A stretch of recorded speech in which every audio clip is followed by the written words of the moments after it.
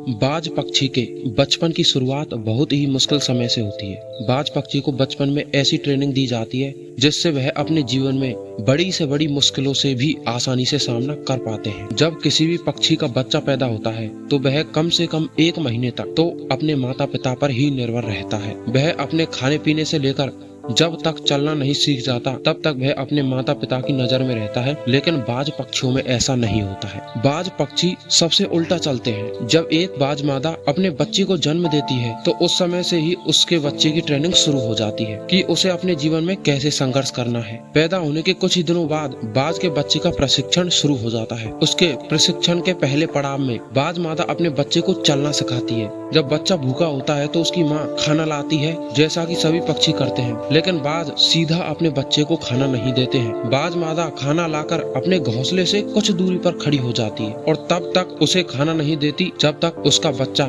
खुद चलकर घोंसले तक नहीं आ जाता। जब बाज के बच्चे को तेज भूख लगती है तो वह खाने के लिए अपनी माँ के पास जाता है और धीरे धीरे संघर्ष करके मुश्किलों से चलकर अपनी माँ के पास पहुँचता है। उस समय उसे कई सारी मुश्किलों का सामना भी करना पड़ता है।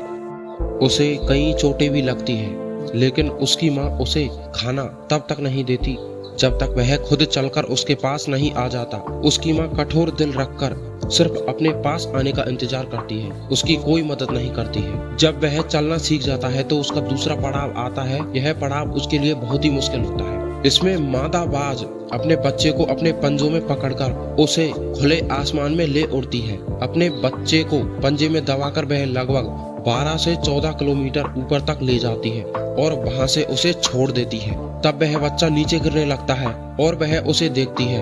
जब उसका बच्चा 1 या 1.5 किलोमीटर ऊपर होता है तो बच्चे को डर लगने लगता है कि अब वह मर जाएगा और अपने पंख फड़फड़ाने लगता है। उड़ने की पूरी कोशिश करता है, फिर भी वह उड़ नहीं पाता तो मादा बाज उसे झट से आसमान में ही पंजों में पकड़ लेती है और उसे जमीन पर गिरा देती है।